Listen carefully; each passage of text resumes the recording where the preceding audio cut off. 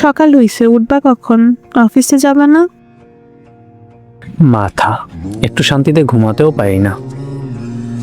সারা রাত তো নিশ্চিন্তে ঘুমাও, সকালে বাবু ঘুমাইলে আমি একটু ঘুমাই। তোমার অফিসের দেরি হবে বলে শুয়ে থাকতে পারি না, আর বলো শান্তির ঘুম তোমার নেই। বলছিলাম না এত তাড়াতাড়ি বাবু নেওয়া লাগবে না, নিজেই তো বলছো নেওয়ার জন্য, এখন আবার এই কথা বলো কেন? বাবু ঘুমালে তুমি ঘুমাও? আজব তো, বাবু কি নিতা না? 2 বছর আগে হলেও নিতে হতো, 2 বছর পরে হলেও নিতে হতো। বাবা হিসেবে বাচ্চার প্রতি কোন দায়িত্বটা পালন করো তুমি? সারাদিন বাহিরে থাকি, বাসায় থাকো তুমি, আর আমাকে বলো পালন করি কি না? তুমি বাসায় থাকো কেন তাহলে? 10টা দাসী রাখছো?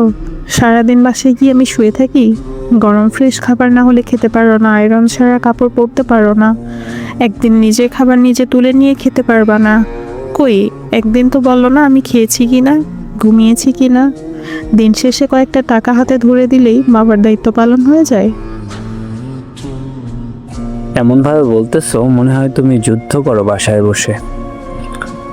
করোই তো হাতে গোনা কয়েকটা কাজ, আর কি করো? আবার বলো দাসী রাখছি না।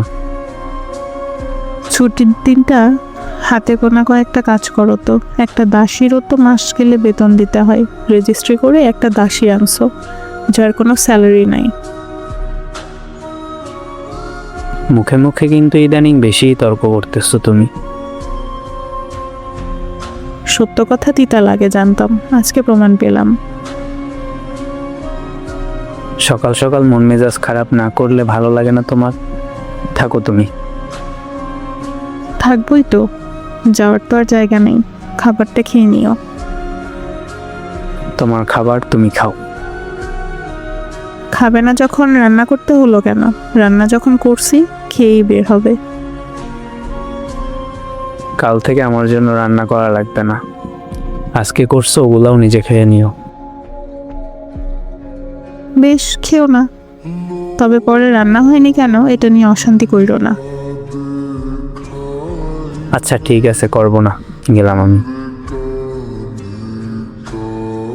খেয়ে যাও প্লিজ, প্লিজ।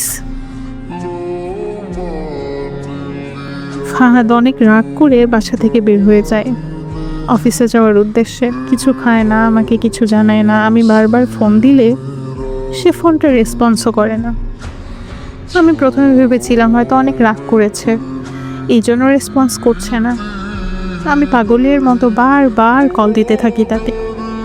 ফোন বেজে যায়, সে রেসপন্স করে না। টেক্সট করে যাই, সেটারও কোনো রেসপন্স পাই না। একটা পর্যায়ে থেমে যাই, কিছুক্ষণ পর আবার চেষ্টা করি। পরে রাতে সে কল রিসিভ করে। এতবার কল করছি, রেসপন্স করছো না কেন?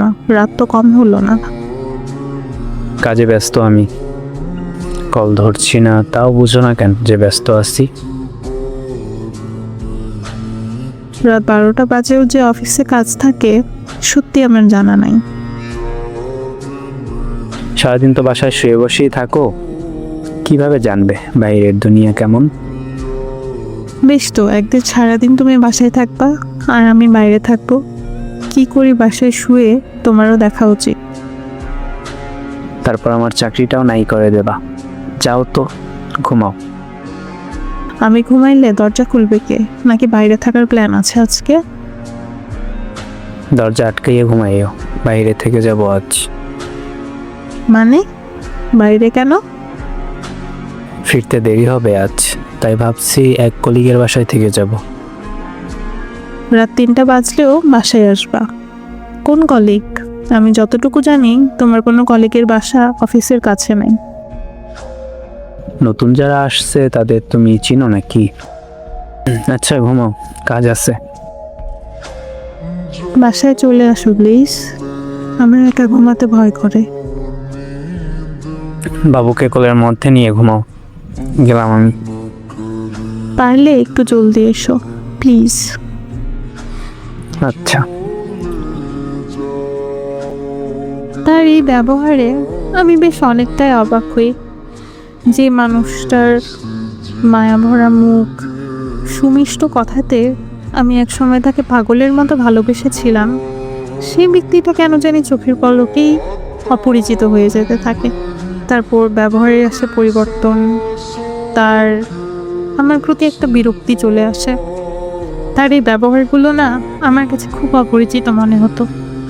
মনে হতো এই সে ব্যক্তি যাকে ভালোবেসে আমি আঁকড়ে বাঁচতে চেয়েছিলাম। এভাবে চলে যায় আরও কিছুদিন। সময় যায়, দিন যায়, তার ব্যবহারের পরিবর্তন দেখি, অনেক কিছু দেখি যা আমি কখনো কল্পনা করিনি। অফিসের ব্যস্ততা বেড়ে যায়, আমার প্রতি বিরক্তি বেড়ে যায়। বাবুর কথা তো বাদই দিলাম, তার এই নতুন ব্যবহারগুলো না আমি মেনে নিতে পারছিলাম না। মাঝে আসলো আমাদের অ্যানিভার্সারি, সেদিন সারা রাতও বাসায় আসলো না। পরের দিন সকালে আমি যখন তাকে ফোন দিই, সে অফিসে আছে, অফিসে অনেক কাজের চাপ, একটা বাহানা দিল।